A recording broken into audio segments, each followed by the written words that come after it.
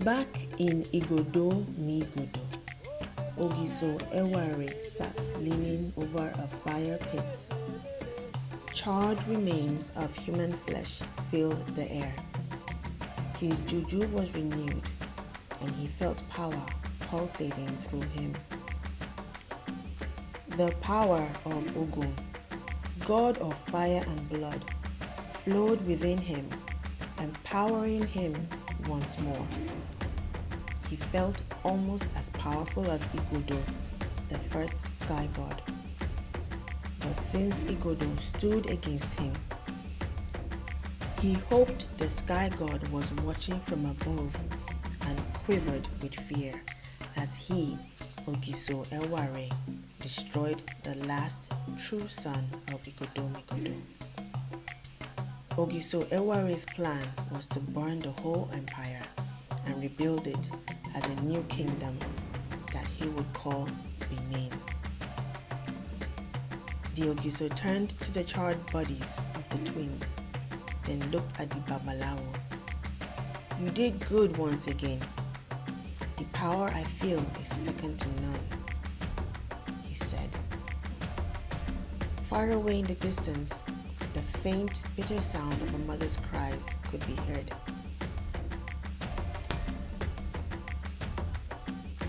Meanwhile, Eghosa and Emose soon reached the River IRRUA to begin their second task. The second task was to retrieve a magical emerald gem from the bottom of the treacherous river. But there was one problem. This river was filled with deadly serpent creatures called Dambala, the human-eating serpents.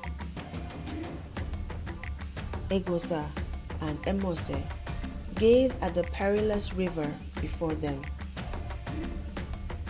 The water was murky and dangerous, and the surface was dotted with the menacing heads of the Dambala. They needed to get to the center of the river and dive deep to secure the emerald gem.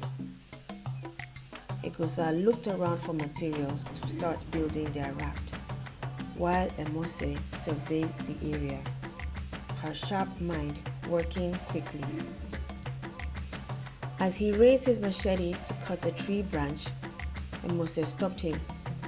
"Wait, Eghosa, don't use that wood," she said.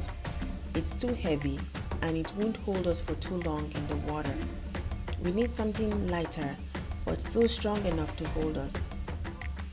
Eghosa looked at her skeptically, but he trusted Emose's instincts.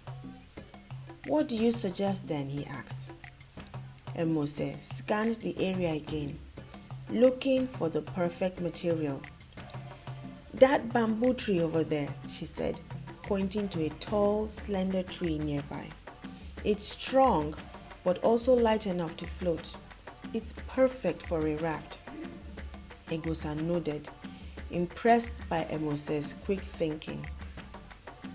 "All right, let's give it a try," he said, grabbing his machete and moving towards the bamboo tree. As they worked on the raft, they noticed the water beginning to churn and bubble, signaling the approach of the Dambala. However, Emose remembered something she heard about the Dambala. "Never mind then, they can't leave the water for too long," she said, her eyes scanning the river. "If they do, they risk dying." Eghosa nodded, and as they turned to continue building the raft, they heard the evil hissing of the Dambala. The river monsters were sliding to the bank, inching closer to the duo. "I thought you said they can't leave the water," Eghosa yelled as he drew his machete, ready to defend them. "I didn't say they can't leave the water. I said they can't leave the water for too long," Emose replied. But Emose had a different idea. She ran to the far side of the riverbank and used her sharp tongue to distract the creatures from Eghosa, throwing insults at them and goading them to come closer towards her.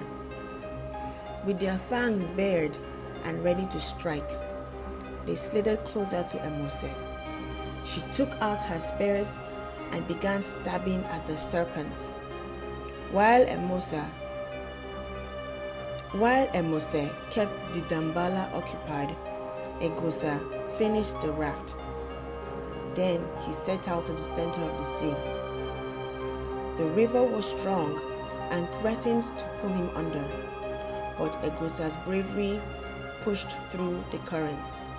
Meanwhile, the Dambala were getting tired of being outside of the sea, and so they slithered back towards the sea, moving away from Emose towards Eghosa.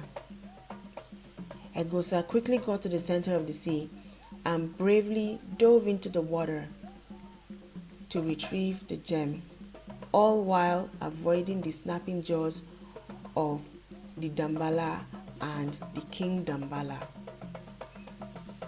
When he got the gem, he quickly made his way back to the surface where Emose was waiting with a look of relief on her face.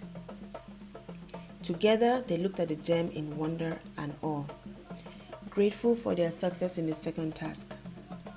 They knew that there was still one more task ahead, but they felt more confident in their ability to overcome them, as long as they worked together and used their individual strengths.